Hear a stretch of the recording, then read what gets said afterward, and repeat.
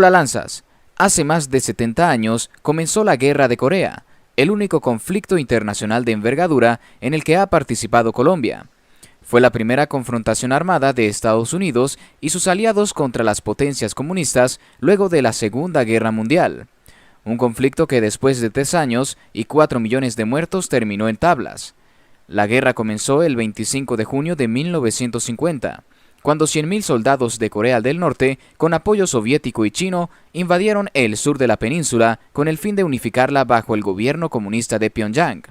5 años antes, al ganar la Guerra Mundial, Estados Unidos y la Unión Soviética la habían liberado del dominio impuesto por el Japón en 1910 y dividió en 2 partes, adoptando el paralelo 38 como la frontera entre ellas. Las potencias instalaron en cada lado un gobierno favorable a sus intereses y desde entonces Corea fue uno de los focos de tensión de la Guerra Fría. En el norte se instauró un gobierno comunista encabezado por Kim Il-sung, fundador de una dinastía que se prolonga hasta hoy con su nieto Kim Jong-un. Además del respaldo soviético, este gobierno recibió el de China tras el triunfo de la revolución de Mao Zedong a la fundación de la República Popular China en 1949. En el sur se estableció un régimen capitalista presidido por Syngman Rhee, un político conservador que tras la ocupación japonesa de Corea se exilió en China y Estados Unidos, donde ganó simpatías por su anticomunismo. Rhee gobernó durante 14 años con el apoyo de Washington, dimitió en 1960 ante la amenaza de una revolución, y después se sucedieron varios gobiernos civiles y militares mientras el país se convertía en una potencia económica. Las dos Coreas se trenzaron desde 1945 en una rivalidad por el dominio de la península, y esto dio lugar a continuas escaramuzas e incursiones de lado y lado. Cuando el norte invadió el sur, lo que era una sucesión de tensiones se volvió una guerra abierta.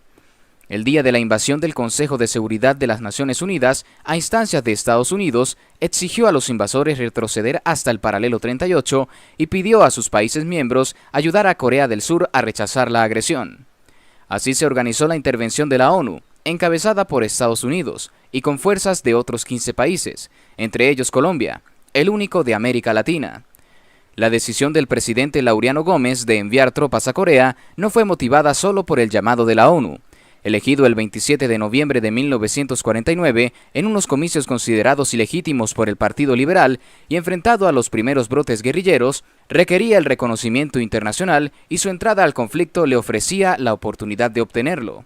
Además, el ingreso de soldados colombianos a una fuerza dirigida por Washington, aunque actuaba con la bandera de la ONU, le servía para mejorar las relaciones con Estados Unidos y recibir su ayuda para fortalecer el Ejército Nacional con el conflicto interno, al que Gómez atribuía el carácter de una cruzada contra el comunismo, como la Guerra de Corea. Un mes después de su posesión, el 7 de agosto de 1950, el ministro de Guerra de Gómez, Roberto Urdaneta Arbeláez, definía en Washington la colaboración colombiana.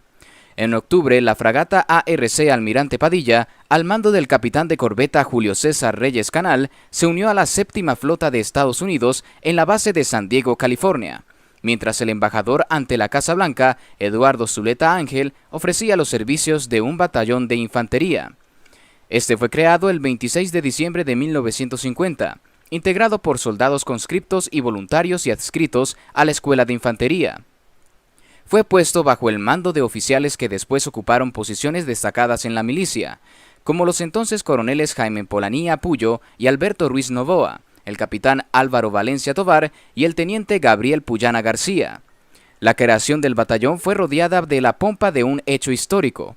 El primer contingente de 1.060 hombres fue despedido el 13 de mayo de 1951 con un desfile militar por la carrera séptima de Bogotá, una misa campal oficiada por el arzobispo primado Crisanto Luque en la Plaza do Bolívar y un discurso del presidente Gómez.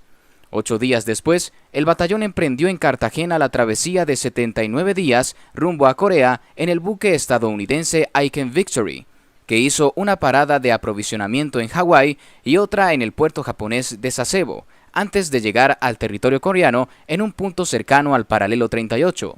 El Batallón Colombia llegó a Pusan el 16 de junio de 1951 y libró su primer combate el 7 de agosto. Después actuó en varias operaciones como la batalla de Jeoncheon Hill y la defensa de Kumsong, pero su acción más notable fue la batalla de Monte Calvo, del 12 de marzo al 3 de abril de 1953. En esa acción se disputó el control del monte que ganó su apodo porque el fuego de artillería destruyó los árboles en su cresta, desde la cual se dominaba el terreno en varias direcciones. Los colombianos conquistaron fugazmente la cumbre, pero los ataques enemigos rompieron su resistencia e impidieron la victoria. En el Hall Beldy, el batallón Colombia sufrió 250 bajas, 97 muertos, 33 heridos, 28 prisioneros y 92 desaparecidos. Esto es más de la tercera parte de las 639 sufridas en toda la guerra, 163 muertos, 448 heridos, 28 prisioneros y 47 desaparecidos. En cuanto a relevos, el número de combatientes llegó a 5.100, además de 300 marinos de las fragatas ARC Almirante Padilla, ARC Almirante Brión y ARC Capitán Tono. El batallón siguió en Corea un año y medio después del armisticio. A su regreso al país, el presidente ya no era Laureano Gómez, sino el general Gustavo Rojas Pinilla, quien le dio la bienvenida el 30 de noviembre de 1954. El batallón se desmovilizó el 23 de octubre de 1955. Cuando la guerra había terminado, un grupo de soldados de relevo del Batallón Colombia, concentrados en el cantón norte de Bogotá, protagonizó un episodio que empañó la imagen del ejército y marcó el principio del derrumbe del gobierno militar antes de cumplir su primer año. El 9 de junio de 1954, enviados a contener la marcha de protesta estudiantil por la muerte del estudiante Uriel Gutiérrez, causada la víspera por la policía en la Universidad Nacional, abrieron fuego contra los estudiantes en la calle 13, con la carrera séptima, dejando un saldo de 13 muertos y más de 100 heridos. El hecho, sin embargo, no deslustró el mérito de los que lucharon en Corea, cuya acción dejó una profunda huella en la historia del país y su relación con el mundo. Durante los últimos meses, en la península las tropas colombianas cumplieron funciones de seguridad en la zona desmilitarizada que separa las dos Coreas. Paradójicamente, esa es la frontera más militarizada del mundo. Los ejércitos de ambos lados se han cruzado disparos y allí han ocurrido otras acciones hostiles como el ataque norcoreano que destruyó la oficina abierta en 2018 en la ciudad fronteriza de Kaesong para servir de enlace entre Pyongyang y Seúl. La hostilidad no ha impedido los contactos diplomáticos entre los coreanos, así como entre Estados Unidos y Corea del Norte.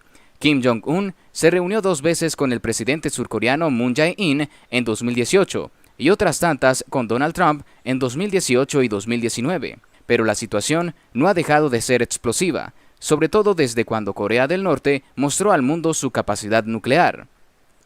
La guerra no se ganó ni se ha alcanzado la paz, pero esto no amengua la gratitud de los surcoreanos hacia los colombianos que combatieron en su tierra. De ello es testimonio el monumento en su honor levantado en Incheon, el lugar del desembarco del general MacArthur, donde hoy ondea la bandera tricolor. Y bueno, lanzas, hemos llegado al final. No olvides de seguirnos y dejarnos un buen like. Hasta la próxima y que Dios los bendiga.